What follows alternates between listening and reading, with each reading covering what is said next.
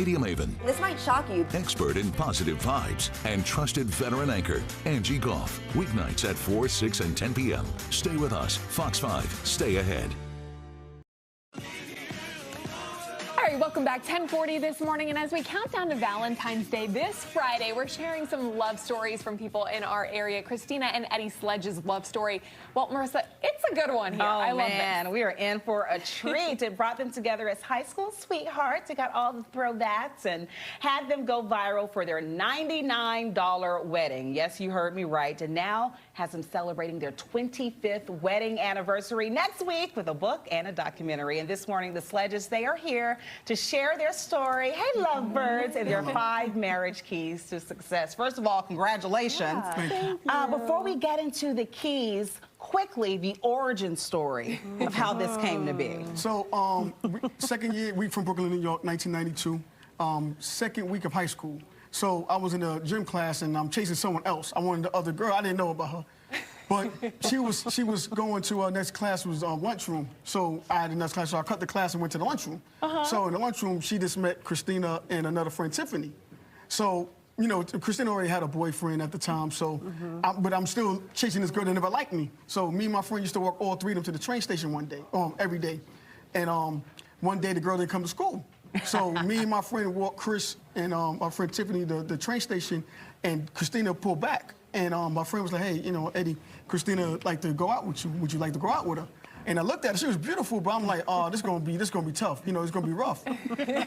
So my friend was like, hey, you know, if you don't do it, I'm gonna ask her out. And I was like, nah, never mind. Yeah, tell your friend I'll do it. I'm not do it. So once I told her she did it, we walked up to each other, we changed numbers, and ever since then I've been chasing her. We're off and on. I broke up with her on her 16th birthday. On the 16th birthday? He broke up with me on my 16th birthday, and then he's been chasing me ever since, like he said. Even in my dreams to this day, we break up in my dreams, I'm still chasing her. And we was off and on, and after. And then I went to Temple for college in Philadelphia. And I went to the Army. He was in the Georgia. Army, and then we got together on Christmas Eve. His father was the one that did the matchmaking that time. He did a great fit. We had nowhere to. We had somewhere to go. We didn't know where to go, so we went back to my father's house. And I went to the back room talking to someone, and my father stayed with her. My father always loved her. Yeah. And what did he ask you? He said, if Eddie asked you to marry him, would you say yes? And so I said, sure, I'll do it. Yeah. But we're thinking years down the line. So when I come out the room, I go, he sees me, say, hey, Christina told me that if you ask her out to marry you, she'll do it in a heartbeat. So I thought it was like the same thing she did in high school, as someone else asked me out. So I was like, yeah, I'm asking. And I asked her that night without a ring. She said yes. 2 months later, I couldn't live without her. 99 wedding, eloped in the snow in Philly, in a row house. Yep. And we had a KFC wedding dinner. There you go. This is before it started going viral. Right. You are on that early. In my pocket, we only had 2 quarters in my pocket. So I took the quarters, called my father, he Western Union us $50. We took it, went to KFC for our first meal, and sat there, ate. 2 combos. Oh my goodness, I love that. 2 combos. And we were talking about this in the commercial break, and we talked a little bit about how, regardless of the price tag of a wedding and all of that, that doesn't diminish the relationship whatsoever, right? Not at all. Not at all. No. I think, you know, the big thing that we really just wanted to be together.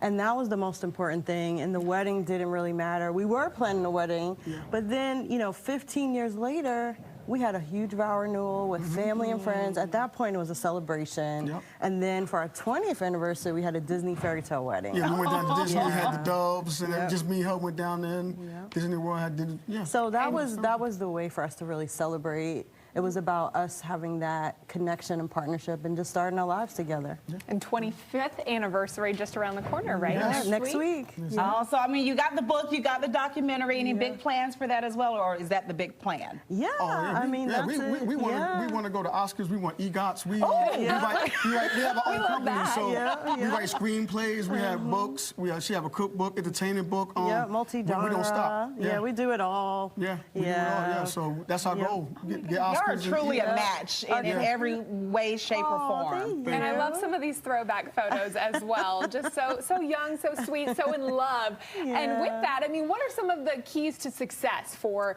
love and living a long marriage together? Oh, yeah. Oh, my goodness. Laughter every day. Okay. We laugh every day. It keeps it fun. It keeps it energized. Even if we mad at each other, so somehow one moment a day we laugh. Somehow. So we got laughter every day. That's one. Driver's seat. You know, don't be afraid. Right now, we started with nothing. We started with 50 cents when we got married. Now we have 4 degrees. She's working on a doctorate.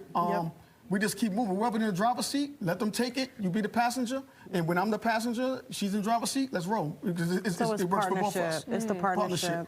And we have a 10-second rule of connection.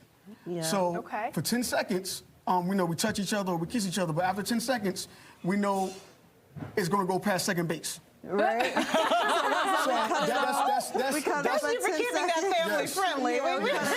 And then, you know, the other thing is we also, no one sleeps on the couch. No one sleeps on the couch. If we have a disagreement, we make sure that we kept that connection and we talk things out. We don't sweep things under the rug. Don't go to bed angry. No, you can go to bed angry, but no one's sleeping on the couch.